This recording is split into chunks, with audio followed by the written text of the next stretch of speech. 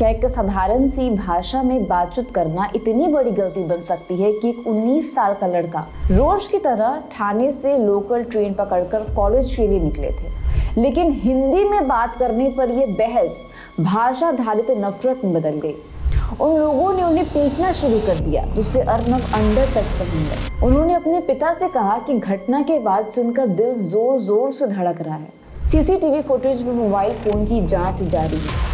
नमस्कार, watch news देख रहे हैं आप और मैं हूं आपके साथ तानिया सिंह। क्या सिर्फ हिंदी बोलना किसी की जान ले सकता है? क्या एक साधारण सी भाषा में बातचीत करना इतनी बड़ी गलती बन सकती है कि एक 19 साल का लड़का अपनी जिंदगी खत्म कर दे?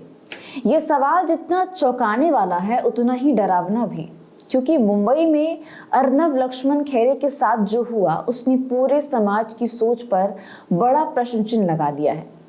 18 नवंबर की सुबह अर्नब, जो कि केलकर कॉलेज के प्रथम वर्ष के छात्र थे, रोज की तरह ठाणे से लोकल ट्रेन पकड़कर कॉलेज के लिए निकले थे। लेकिन कौन जानता था कि रोजमर्रा की यह सामान्य यात्रा उनकी जिंदगी की आखिरी पूरी सुबह साबित होगी। कल्याण और ठाणे स्टेशन के बीच अचानक 4-5 यात्रियों के साथ उनकी मामूली कहासुनी हुई। मामला इतना छोटा था कि 2 मिनट में खत्म हो जाना चाहिए था, लेकिन हिंदी में बात करने पर यह बहस भाषा आधारित नफरत में बदल गई। उन लोगों ने उन्हें पीटना शुरू कर दिया, जिससे अर्नब अंदर तक सहम गए। ये अप्रत्याशित हमले का अनुभव उनके लिए किसी बुरे सपने से कम नहीं था। परीक्षा देने के बाद अर्नब घर तो लौट आए, लेकिन उनके चेहरे और व्यवहार पर डर साफ झलक रहा था। उन्होंने अपने पिता से कहा कि घटना के बाद से उनका दिल जोर जोर से धड़क रहा है। उन्हें बेचैनी हो रही है और वे एक अजीब घबराहट से जूझ रहे हैं।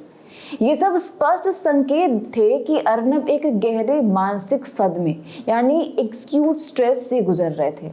एक ऐसा ट्रॉमा जिसे उनका किशोर मन संभाल नहीं पाया।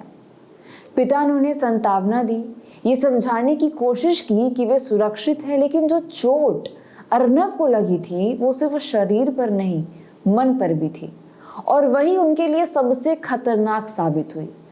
दिन भर इस मानसिक उथल-पुथल से लड़ते रहने के बाद उसी शाम उन्होंने घर में फांसी लगाकर अपनी जान दे दी। पुलिस ने मामले में एडीआर यानी कि एक्सीडेंटल डेथ रिपोर्ट दर्ज कर ली और सीसीटीवी फुटेज में मोबाइल फोन की जांच जारी है, लेकिन अभी तक किसी आरोपी को गिरफ्तार नहीं किया गया है।